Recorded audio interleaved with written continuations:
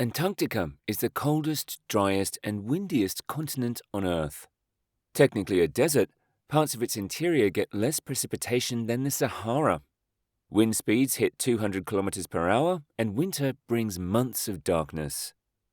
Despite being uninhabitable by nature, Antarctica is far from empty. Over 30 countries have established more than 70 research stations across the continent, supporting around 5,000 residents in the summer and 1,000 in a long, dark winter. Scattered across the ice, some stations stay open all year, others only during the summer months when conditions are slightly less brutal. Together, they form the backbone of global science in Antarctica. Each station has a different focus. Some drill deep into the ice to study past climates. Some track sea level rise, monitor space weather, or observe the stars from the clearest skies on Earth. But despite their scientific missions, these stations are also engineering achievements. Built in the harshest conditions imaginable, they must survive isolation, months of darkness, and temperatures colder than dry ice. In this video, we won't just explore what these stations do, we'll look at how they were built, how they work, and what it takes to keep them running in the last continent on Earth. Because down here, if something breaks, there's no help coming. Building anything in Antarctica is like assembling IKEA furniture in the middle of a snowstorm. Except the snowstorm never ends, and forgetting a single bolt could mean waiting a full year for the next delivery. Since there are no roads, everything must be flown in or shipped during the brief summer window. Construction teams rely on cargo planes like the LC-130 Hercules, fitted with retractable skis, or supply ships that have only a few precious weeks to reach coastal stations before the sea ice closes in. Most buildings arrive pre-made, modular structures tested and packed like giant flat packs. Once unloaded, they're reassembled by teams racing against the weather. Blue ice runways and compacted snow roads make it possible to reach inland bases, but even then, temperatures can drop below minus 50 degrees Celsius, and winds can shut everything down in minutes. Work crews sleep in insulated containers, wear heated suits, and use specialized tools that won't crack in the cold. A construction delay isn't just inconvenient, it can leave millions of dollars in equipment frozen in place until the next summer. And yet, against all odds, dozens of nations have done just that. But not all Antarctic stations are built the same way. Some hug the coast, others stand alone on high plateaus or shifting ice shelves. Each one reflects the vision and the limitations of the country that built it. So let's take a closer look at the key players on the ice. Who's building what, where, and how do these frozen outposts actually work? United States. At the heart of America's Antarctic operations is McMurdo Station, a frozen city built on volcanic rock at the southern tip of Ross Island. In summer, it becomes the largest community on the continent, housing over 1,000 scientists and support staff. Its facilities include labs, dorms, a power plant, workshops, and yes, even a coffee shop. But McMurdo is more than just a base. It's the logistical backbone of the entire U.S. Antarctic program. Supplies arrive by cargo ship or C-17 aircraft and are distributed inland by LC-130 ski-equipped planes or massive tractor convoys along the South Pole Traverse, a 995-mile snow highway that takes 40 days each way. McMurdo's transformation is now underway. In 2019, the U.S. launched the Antarctic Infrastructure Modernization for Science (AIMS) project, a $300 million effort to replace more than 100 aging buildings with just 6 ultra-efficient interconnected structures. These new facilities are being built using prefabricated modules designed in the U.S., shipped in containers, and assembled on site to minimize construction time and environmental impact. The buildings are oriented to reduce snowdrift, equipped with triple-pane windows, and insulated to an R value of 72, up to 7 times the rating of a typical home. Indoor community spaces, including wellness centers and lounges, are designed to support mental health and collaboration during the long, dark winter months. McMurdo is being reshaped into one of the greenest and most advanced science hubs on the continent. Further inland lies Amundsen Scott South Pole Station, perched at 90 degrees south atop 2,850 meters of shifting glacial ice. Completed in 2010, the station is engineered for survival. Its chamfered structure deflects wind and rests on hydraulic jacks that raise the entire building to stay above the snow, which accumulates at about 20 centimeters per year.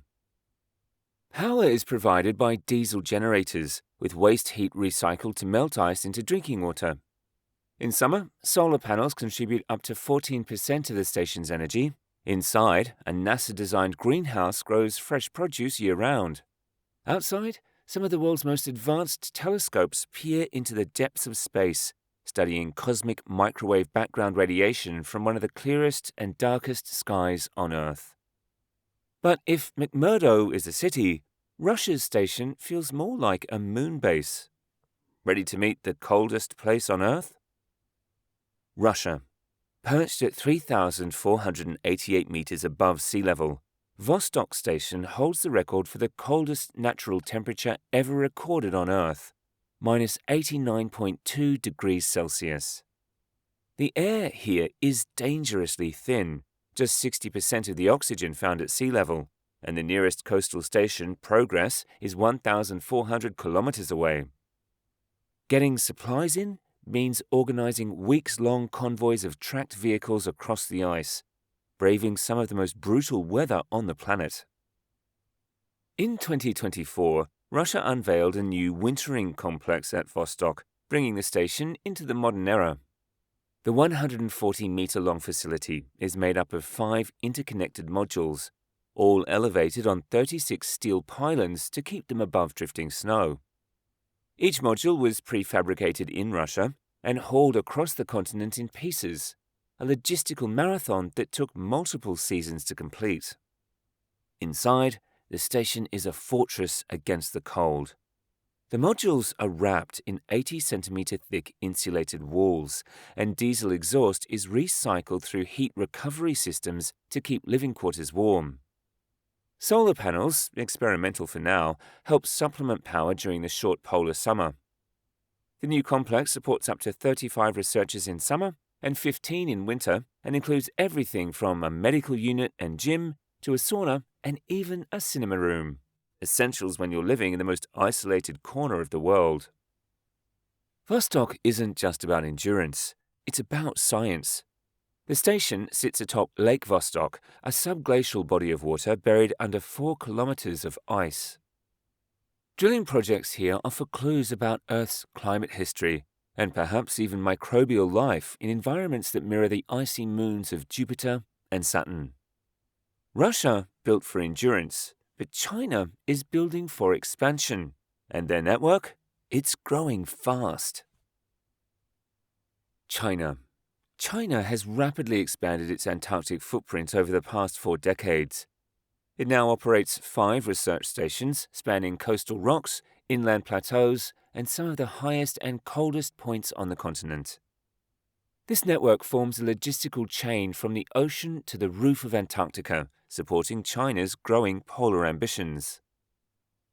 At the heart of this push is Kinling Station, China's newest base, opened in 2024 on Inexpressible Island near the Ross Sea. Designed in the shape of the Southern Cross constellation, it houses up to 80 researchers in summer and 30 in winter. More than 60% of its energy comes from renewables, solar panels, wind turbines, and hydrogen cells, making it one of the greenest facilities on the continent. Built with prefabricated modules and strict environmental standards, it includes a helicopter pad, waste treatment system, and modern logistics wharf. Great Wall Station, China's first Antarctic base, was established in 1985 on the Fildes Peninsula in West Antarctica. Built on solid rock in just 40 days, it operates year-round and includes 2 historic monuments. Its scientific work spans geology, meteorology, and oceanography, and it recently added hydroponic systems to grow fresh produce on site. On the eastern side of the continent, Zhongshan Station was opened in 1989 and serves as China's key coastal logistics hub for inland expeditions. Located in the Last Man Hills, It supports up to 120 people during summer and plays a central role in polar atmospheric research and monitoring ice-ocean interactions. It was officially designated as a National Field Observation Station in 2005. That's just the coast. Let's head inland into thinner air, higher altitudes, and even harsher extremes. Further inland is Taishan Station, a summer-only facility perched at 2,621 meters above sea level. Opened in 2014, it serves as a relay post between Zhongshan and Kunlun. Though small, housing about 20 people, Taishan plays a key role in supporting glaciology and atmospheric science missions in the interior. At the extreme limit of human habitation lies Kunlun Station, positioned atop Dome A, the highest point on the Antarctic Plateau at 4,087 meters. Opened in 2009 and operational only in summer, Kunlun is a launch point for some of China's most ambitious science. Researchers here drill deep ice cores to study Earth's climate history stretching back over 1 million years. The site also hosts the Chinese Small Telescope Array, (CSTAR), and will be home to the Kunlun Dark Universe Survey Telescope, (K-DUST), expected to begin operations in 2025. Supporting all of this are China's 2 icebreakers, Zulong and Zulong 2, which ferry cargo and personnel between mainland ports and Antarctic bases. With its growing network, China is positioning itself not only as a scientific leader, but as a permanent stakeholder on the last continent. From permanent outposts to relocatable labs, the UK takes a very different approach, sometimes on skis. United Kingdom. The UK's Antarctic presence is defined by engineering ambition and adaptability, embodied by 2 flagship stations, Rothera and Halley 6. Rothera Research Station on Adelaide Island is the main British base in Antarctica, and it's currently undergoing a massive transformation. At the heart of this upgrade is the Discovery Building, a 4,500 square metre facility designed to consolidate old structures into one sleek, sustainable hub. Built in Britain and shipped south in pieces, it was assembled on site under brutal conditions. Its aerodynamic form faces into the wind, using a massive deflector to channel gusts away and reduce snow buildup. But this isn't just about wind resistance. Triple glazed windows, composite insulation panels, and rooftop solar arrays all help reduce emissions by 25%.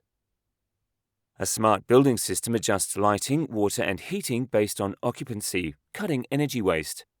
And inside, colourful, open-plan workspaces, natural lighting, and even plant-friendly areas help keep morale high during long polar winters.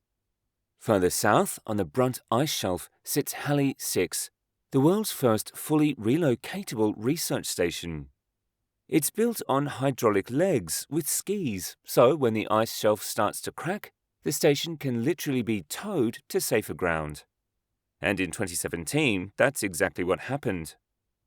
Facing a growing fissure, Halley was dragged 23 kilometers inland, each module hauled across the ice by tractors in one of the most extreme moves ever attempted in Antarctica. The station is made up of 8 interlinked modules clad in insulated composite panels, designed to handle temperatures that can plunge below minus 50 degrees Celsius. Inside, there's more than just lab space. There's a library, a climbing wall, lounges, and even a pool table. These aren't luxuries. In an environment where months pass without sunlight, good design is vital to mental health. Halley 6 has already made history, most famously for helping uncover the ozone hole in 1985. Today, it continues to lead atmospheric research, monitoring space weather, ice shelf dynamics, and long-term climate patterns. But while most stations face the coast or float on ice, one stands alone in the heart of the continent, where Earth starts to feel a lot like Mars. France and Italy. High on the Antarctic Plateau, where the air is thin and the cold cuts deeper than almost anywhere else on Earth, stands Concordia Station, a joint French-Italian outpost at Dome C. Perched at 3,233 meters above sea level and surrounded by ice nearly as thick, Concordia is one of the most remote research bases on the planet. Temperatures fall below minus 80 degrees Celsius, and for 9 months of the year, it's completely cut off. No planes, no resupply, no visitors. Just silence. But what looks like isolation is actually a scientific goldmine. Concordia's twin towers, each with 3 levels, rest on 6 hydraulic legs that can be raised to stay above the accumulating snow, about 10 centimeters a year. The buildings are prefabricated steel cylinders, insulated with thick polyurethane panels and designed to handle 70 degrees Celsius temperature swings between summer construction and winter habitation. Getting the parts here wasn't easy. More than 3,000 tons of equipment were hauled in convoys from Dumont d'Urville and Mario Zucchelli stations, journeys that took up to 12 days across the ice.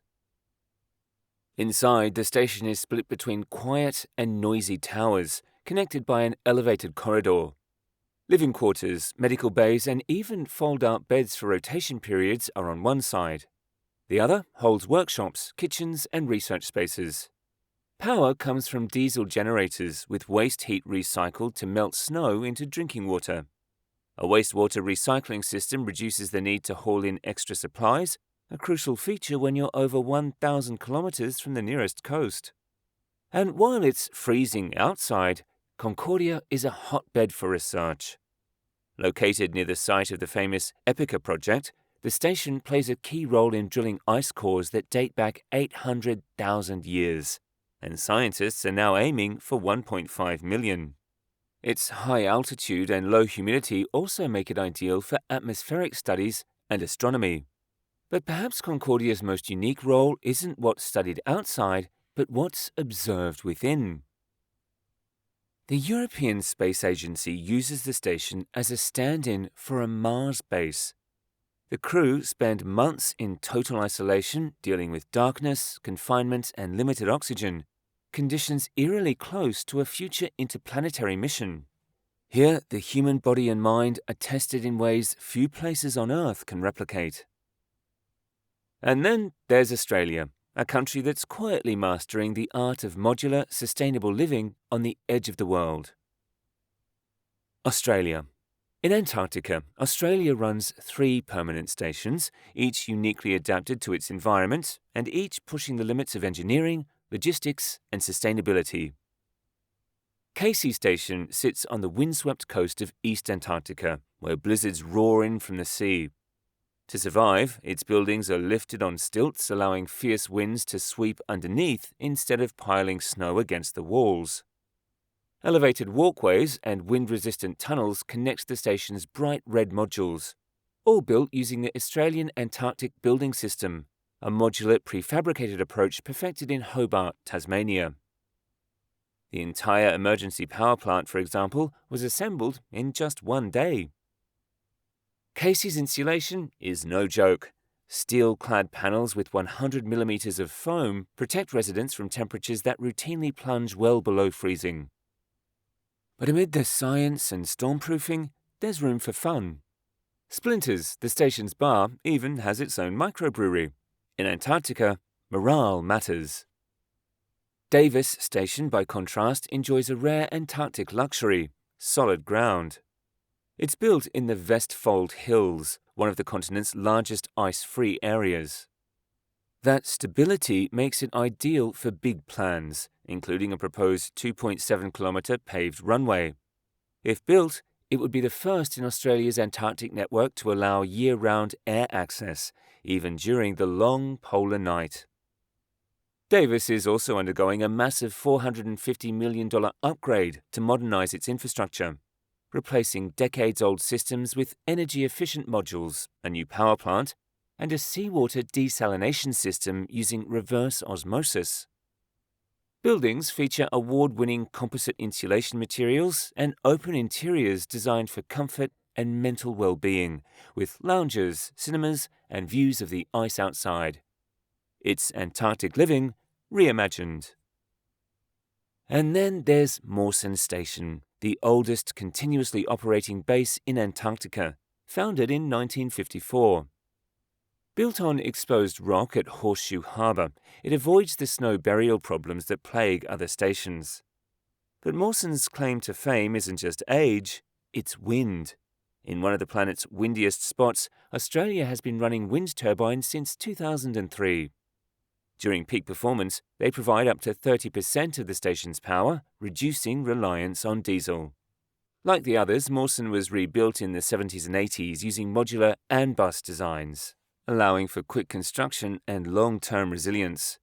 It also hosts a cosmic ray observatory underground and supports long-term climate research that helps scientists understand changes far beyond the Antarctic Circle. From windswept coasts to the highest plateau on Earth, these stations are more than just outposts. They're laboratories, lifelines, and feats of engineering. They're built not just to study the world, but to survive it. Antarctica may be remote, but the science done here echoes everywhere, from rising sea levels to space weather, climate models to the search for life beyond Earth. And with each new building, each upgraded lab, and each long winter survived, these frozen strongholds pushed the limits of what's possible. But what do you think? Which of these stations impressed you the most? Should nations invest more in Antarctic science, or are the challenges simply too great? Let us know in the comments, and make sure to like, share, and subscribe for more megabuild stories from the edge of the world.